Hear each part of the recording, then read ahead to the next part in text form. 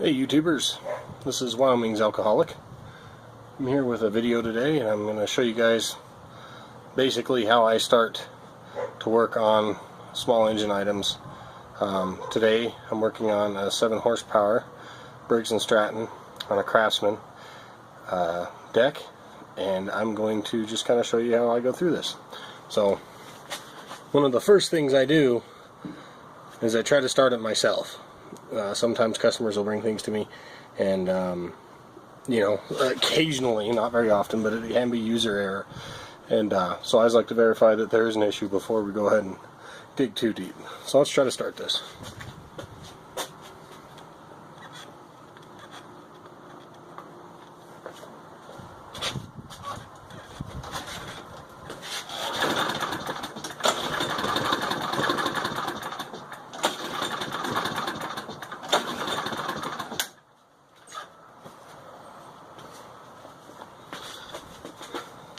So yeah, you're supposed to prime them 3 times. I primed it about 5, and it obviously doesn't want to run. So one of the first things I do is I take just a tiny bit of starting fluid and I spray it into the intake. If you use a very little bit, it won't hurt anything. Just don't try to run the thing on starting fluid. All we're doing right now is we're trying to see a test. Is it air, spark, fuel, or compression?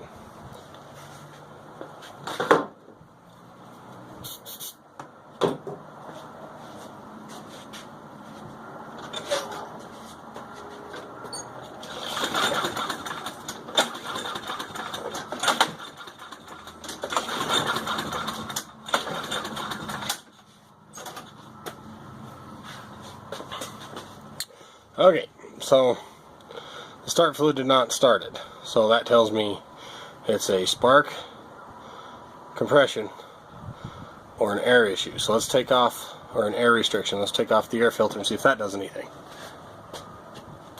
Now, we already have the air filter off because we sprayed starting fluid in there and never put it back on. So that eliminates that issue too. So it's down to spark or compression. So let's go ahead and throw a spark checker on there and see what we're getting there.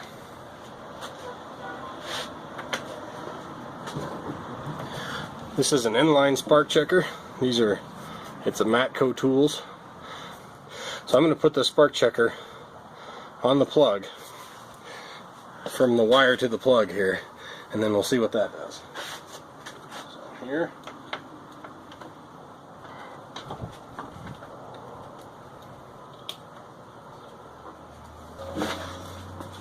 One thing I found about lawnmowers is since that pull handle's way up there, and if I'm trying to watch a spark here, I use wire. So I'll wire the bail switch closed, and then I'll pull it from up here slowly, just enough to see if we have a spark.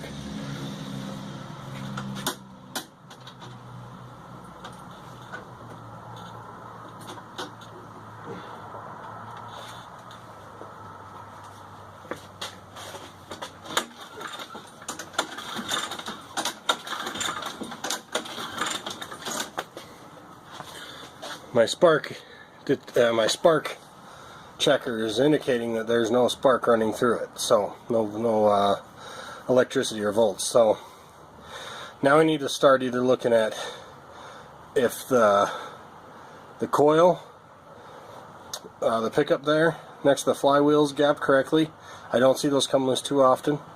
I have seen flywheels rusted and corroded so bad that when I clean those up, the pickup can actually create a charge again. A lot of times, and it's not too often, what I see is those coil packs go bad.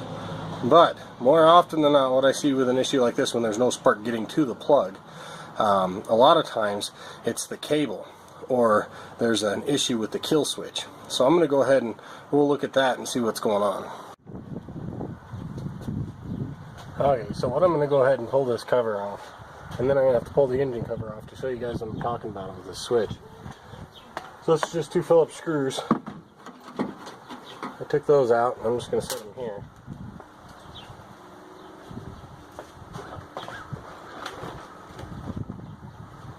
Normally these on top are a quarter, or a little bit bigger. looks like 5/16 will work. I always try to use the socket adapters on my drill, so it makes things a lot faster.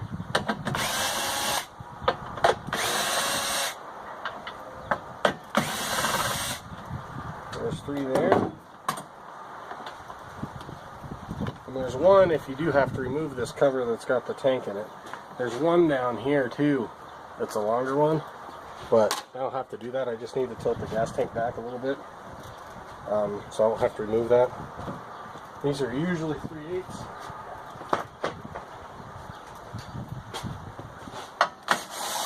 Those 2 are 3/8 on the front. And then back here there's 2 on the back side of the engine usually.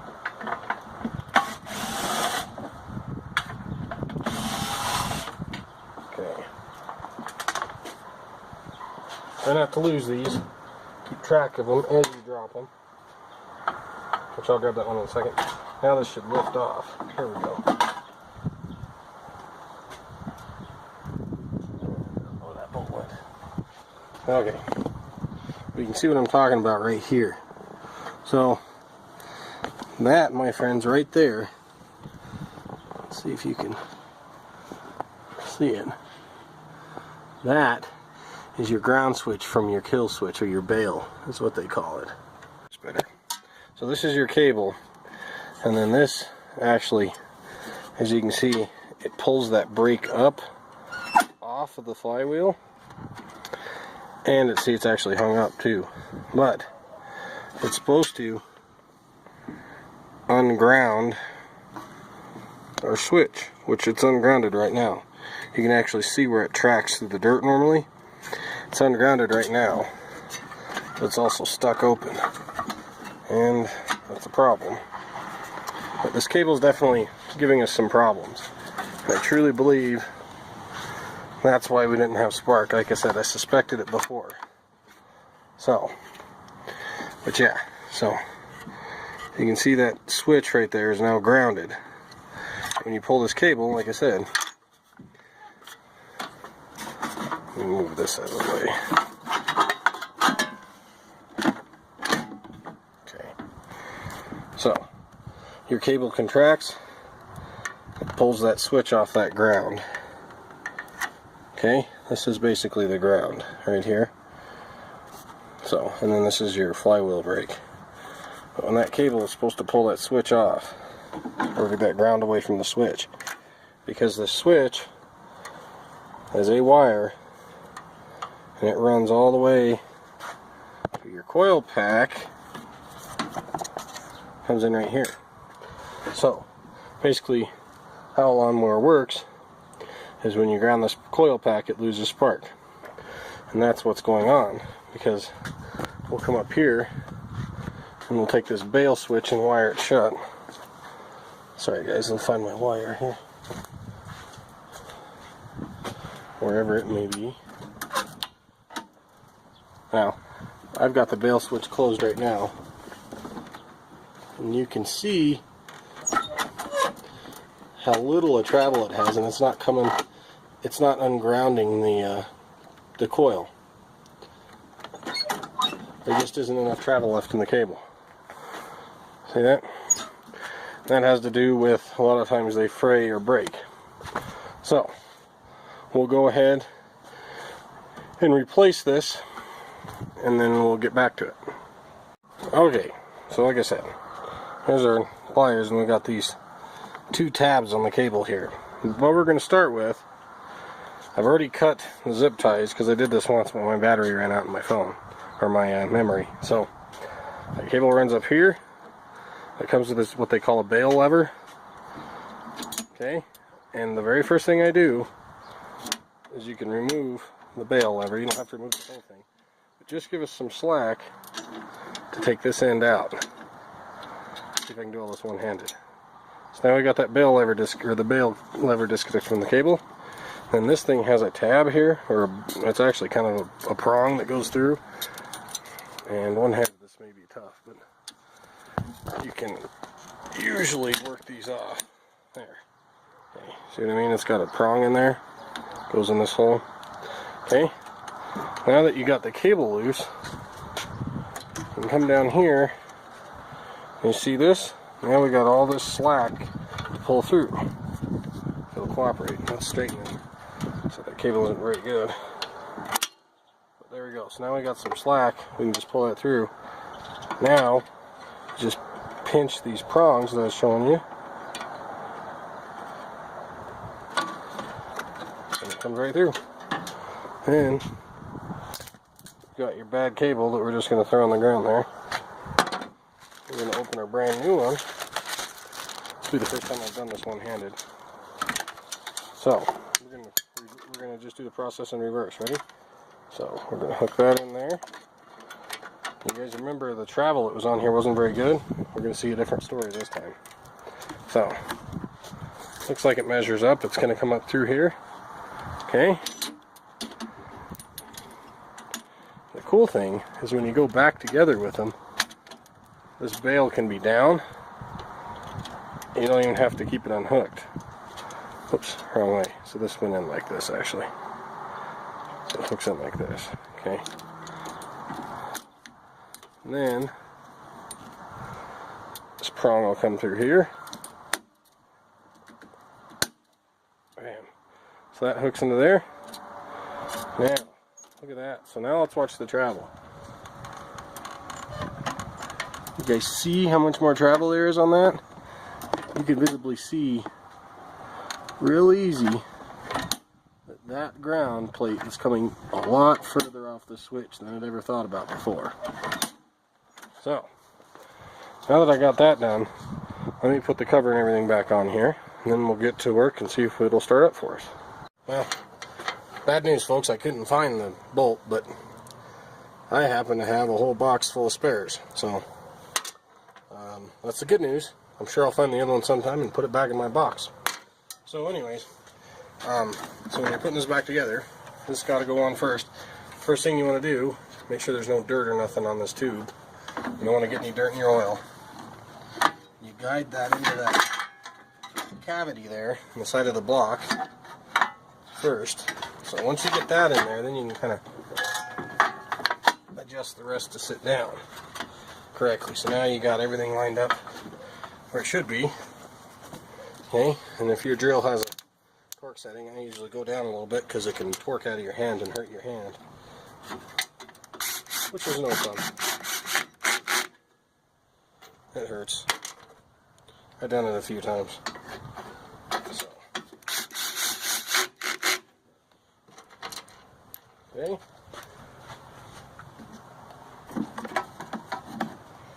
This one's going to be.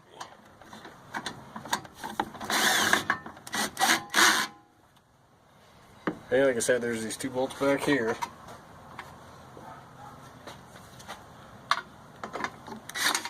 Oops.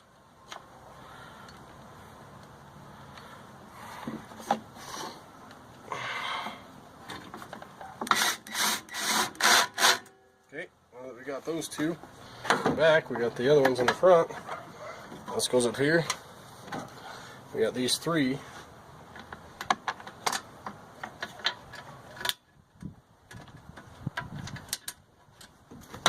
Trade out bits.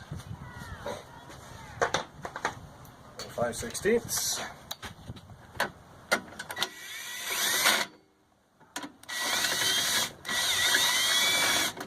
You always want to make sure you're getting them lined up too. You don't want to strip them out.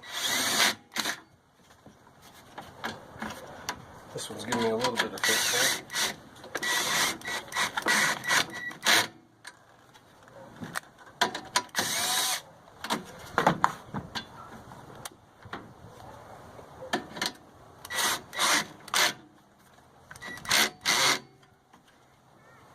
Okay, so we got all that back together. Let me put the cover back on.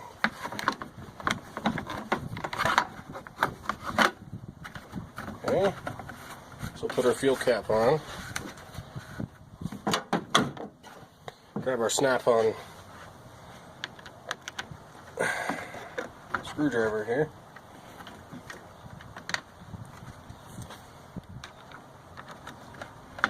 Because I don't want to find the screwdriver bit or the Phillips bit for this right now.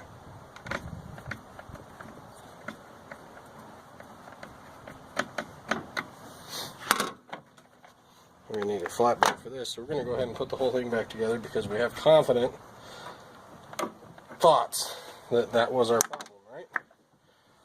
We saw the travel difference before and after. So I'm going to go ahead and put it all back together because I just believe it's going to start.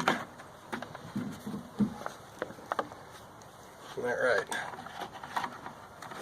Okay, and there's two standard screws that go on the top of this. A flat blade, if you will.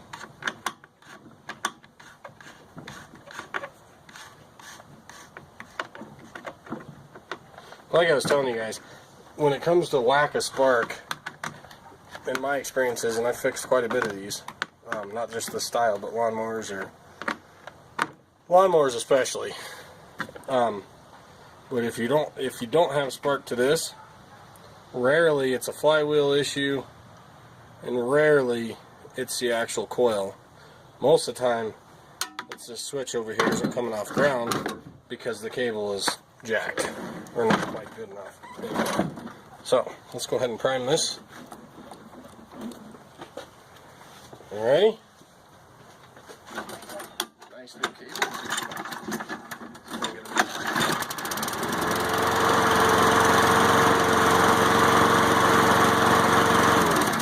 This video was helpful to you guys. Like I said, this is just basic troubleshooting when I go into a lawnmower.